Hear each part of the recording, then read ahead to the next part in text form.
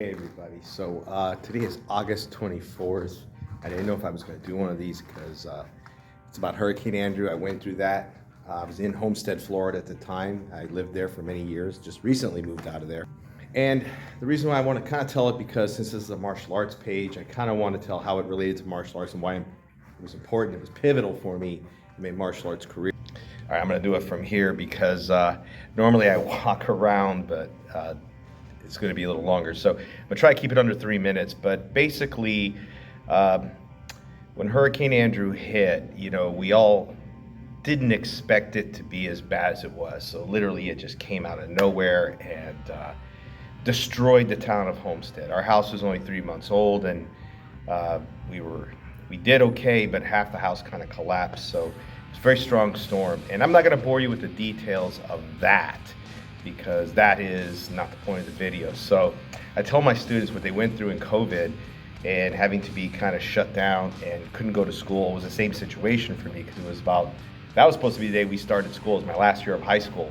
It was supposed to be my 12th grade year, and we didn't go back to school till September 16th, which is late in Florida for all you northern people.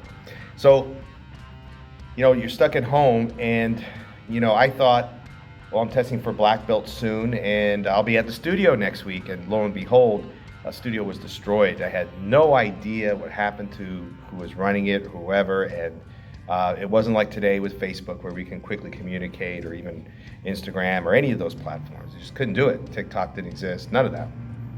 So and when you were done cleaning all the debris, you had 8 hours of nothing to do.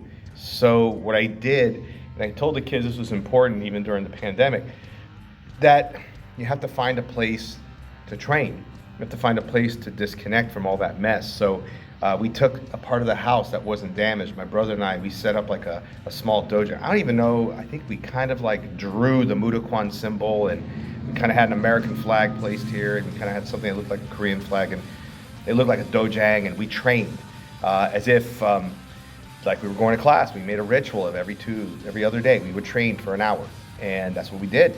And when I finally saw the studio was opening through the grapevine, met the instructor who took over the program, and he even said, "You look like you haven't stopped training," because everyone totally forgot everything. And that's why it was important to me in my Tang Soo Do training at that time.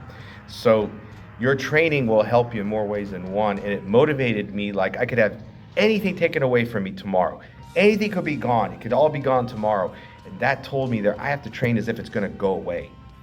And I need my black belt. And that's what propelled me through the higher levels of black belt. So Hurricane Andrew kind of changed my perspective on martial arts. And I hope it does for you too.